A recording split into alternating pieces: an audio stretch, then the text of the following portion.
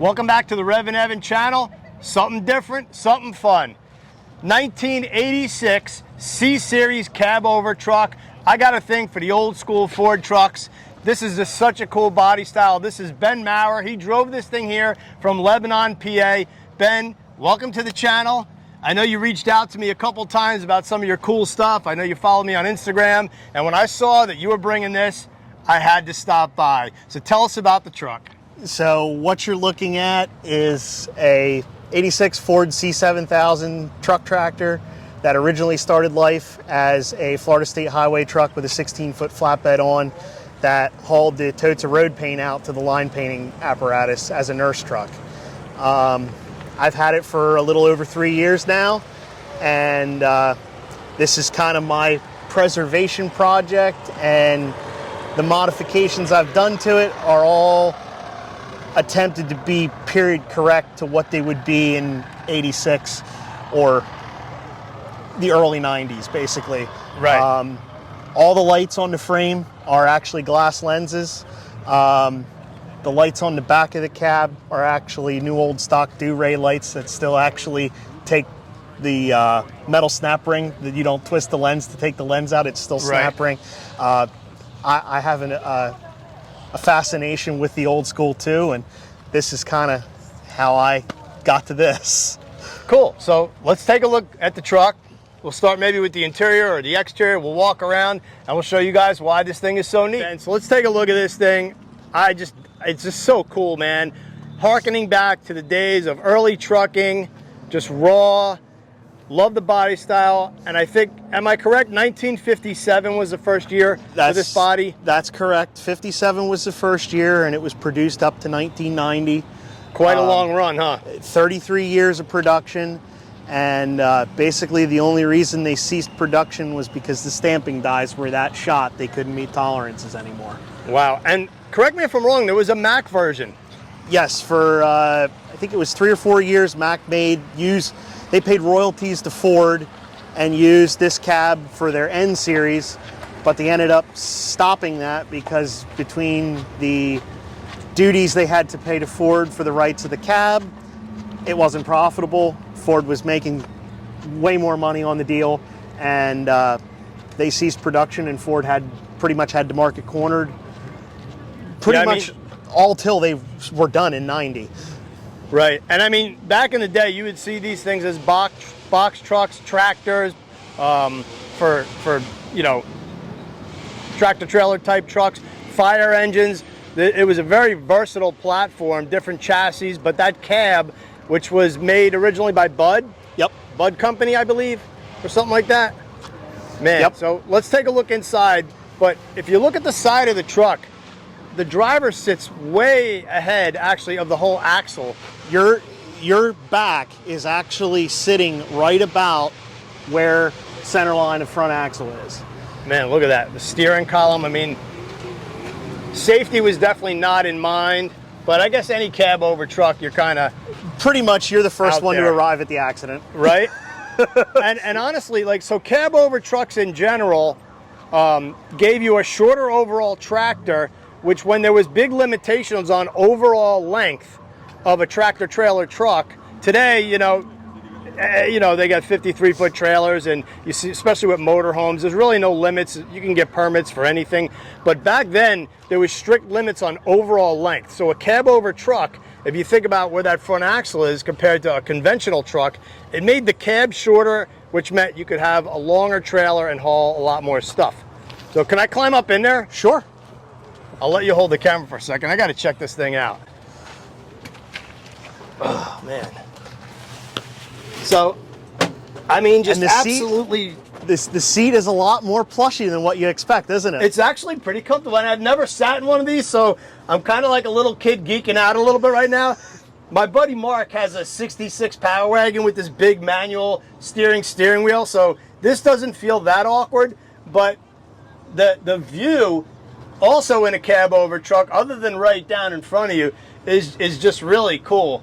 I mean, it's got just metal dashboard, just the raw basics for the gauges, air pressure, speedometer, and tach. It actually has gauges in it, though. And your head's actually up inside the roof cap just about. Oh, wow. And I'm not really, I'm like 5'7". You're right about where I'm at, so. Right, so this one has, tell me about the powertrain. So this is a 3208 mechanical V8 Caterpillar. The motor was actually a joint design with Ford. Right. You'll see in a lot of these trucks, they'll be the same engine, but it'll be painted blue. And on the valve cover, it'll actually say Ford V636 for 636 cubic inches. Right. And then underneath that, it'll say by Caterpillar. Wow. And they came with gas engines too, right? They also came with gas engines. They were all big block, and they were known as the Super Duty gas engines, and that's actually where the Super Duty name originally was used. Right. Before it became a pickup thing. And that was an FE engine, I believe, right? Yes, it was. I forget the displacement on them, but There were 391, there were 429s, I think. Right. And there was a 531 also, I think. There was a really big one. But Right. the gassers were real popular.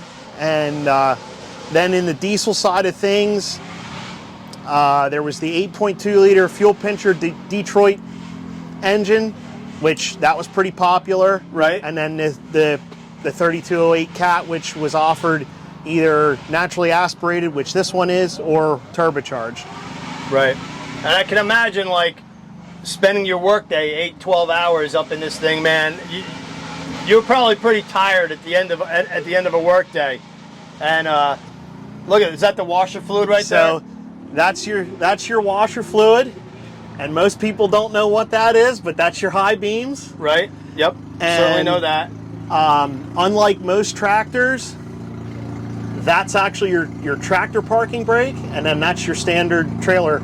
That's your trailer air supply. Okay, so obviously, and you got the gas and brake right here. Everything's Yep. right foot. Yep. Air brakes. Here's your shifter. And then what's the red knob up here? Let me see the camera. So the red knob is actually your push-pull switch for your 2-speed rear. Okay. So this, on the high side of the 2-speed rear, is 557 gears. On the low side of the rear, it's 7.6. On the automatics, you don't really use it as much as the manual trucks. The manual trucks, they basically, with the 2-speed rear, it would essentially make a 5-speed transmission be like a 10-speed. Basically, you'd run through all 5 gears Right. in the low side, and then you'd go through the high side, and that's kind of how you had to shift. And that would help you get out of the hole, and then once you were out of the hole, you could put it in the big hole and let it rip down the highway. This is probably the cleanest one I've seen, other than one other one that was also at the American Truck Historical Society National Show at York last year. Right. Which, coincidentally, I'm friends with the guy. He's up in Ontario, and he has a C-7000 that actually was, it's a Coca-Cola Cruiser, and it was owned by a Colorado senator and his wife. Wow. And his interior is from Lincoln. Wow. It has the blue plush Lincoln Mark 7 interior. That's crazy. What's the unit up top, on top of the cab? That's the air conditioning. Okay. I got a big giant AC unit. Which- And I see you did a neat job with the flags on the fifth wheel.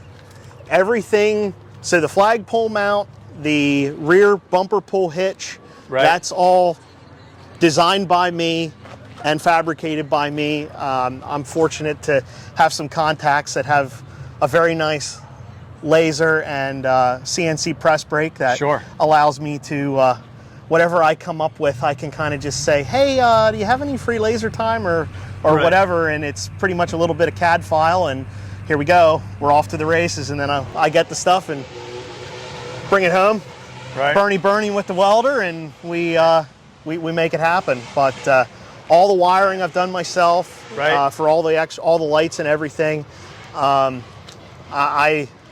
I drive truck for a living, but I also work on the trucks too. Okay. I'm a very mechanical person, and I'm a fully self-taught mechanic. I actually went to school to be a finish carpenter. Wow. And now I drive truck. I mean, this thing is just so cool. You must get thumbs up go like crazy going down the highway. So Ford COE cab over engine, because the cab literally sits over top of the engine. And how hard is it to actually tilt the cab up on these? So there's 2 large springs up underneath the front. Right. That's your lift assist. Unlike larger cabovers from Kenworth, Peterbilt, International, these are not hydraulic lift. You're looking at the hydraulic lift. Oh, wow. So the black lever that's on the back of the cab, you got to lift that, and then there's 2 other safety levers. You have to pull them one at a time, and usually the way I do it is I shove my shoulder up underneath the black lever, right, and you got to lift with your knees, like you were always told as a kid, right, and that's how you pull one, pull the other safety latch, and then you lift it up.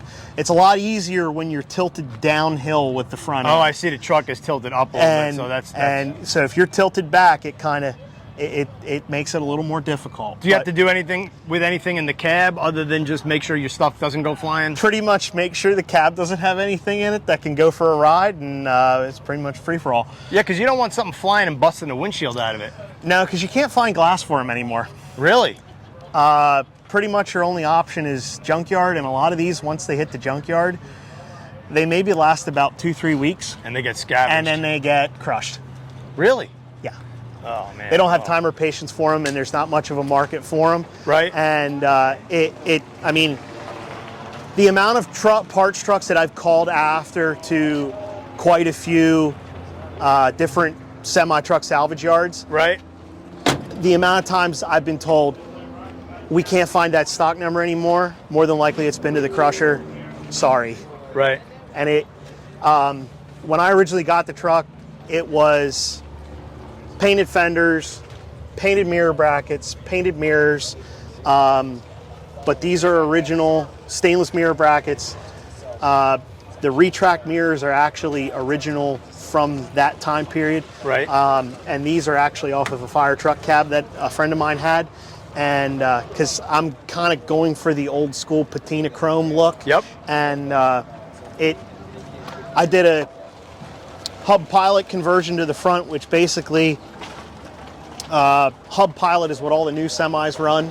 Okay. And then those are Peterbilt oval hold wheels. I wanted the oval hold wheels because of Ford.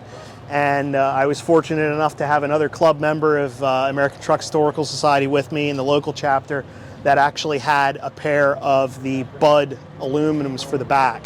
Gotcha. And because a hub pilot conversion in the back was not going to happen. It would have caused, I would have probably ended up putting another rear in it in order to do that. Right. What are those the inlet vents for the engine? Those are the air inlets, so you actually have functional ram air. There's ducting in behind the sheet metal that goes right to the air cleaner that's setting right over the intake. And it's neat. Dual feed, they're on both sides. When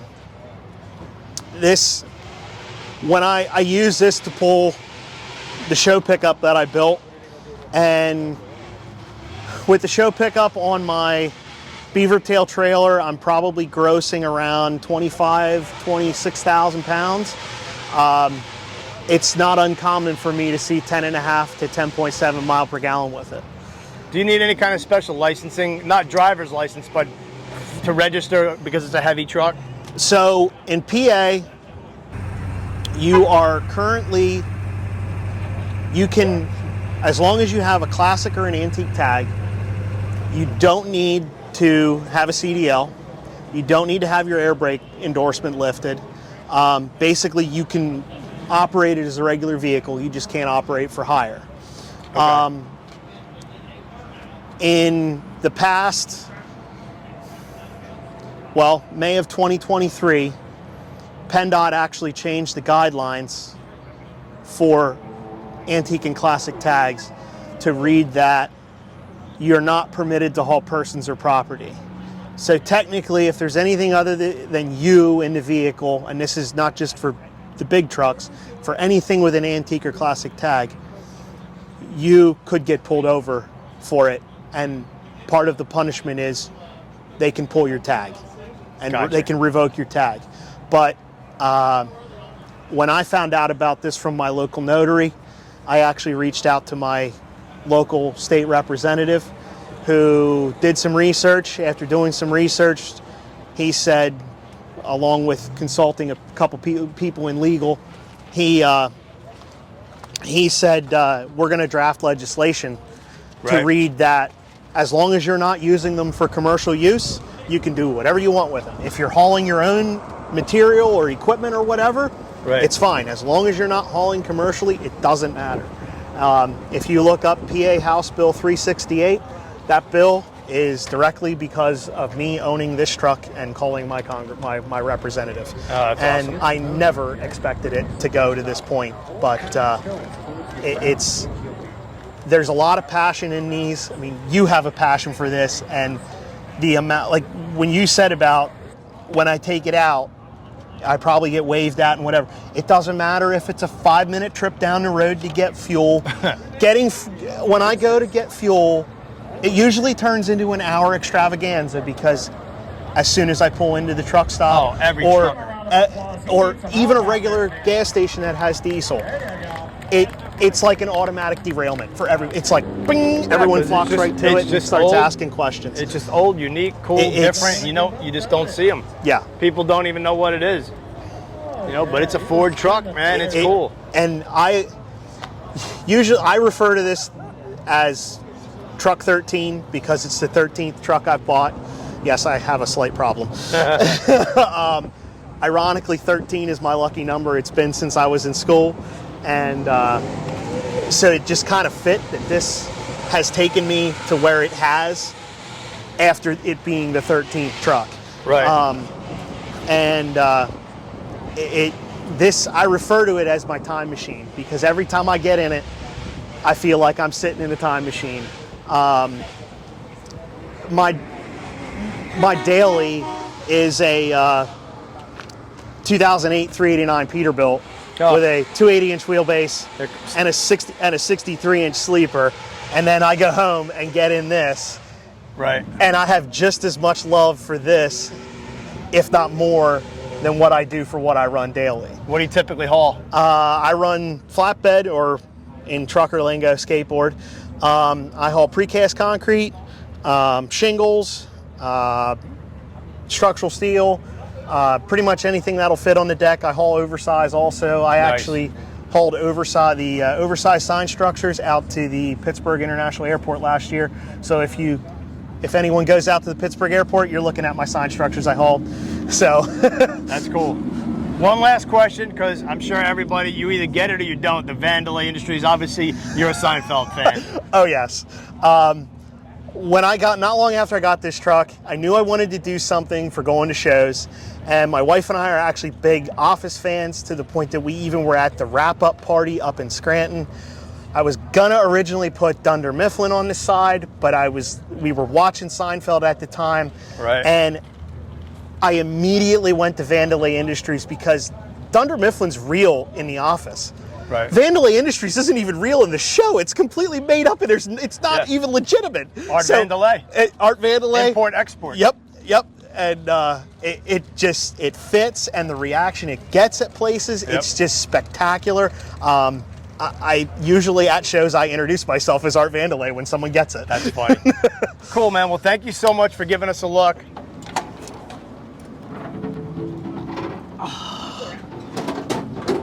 Don't mind the noises. There we go. Got it? Yep, she's good.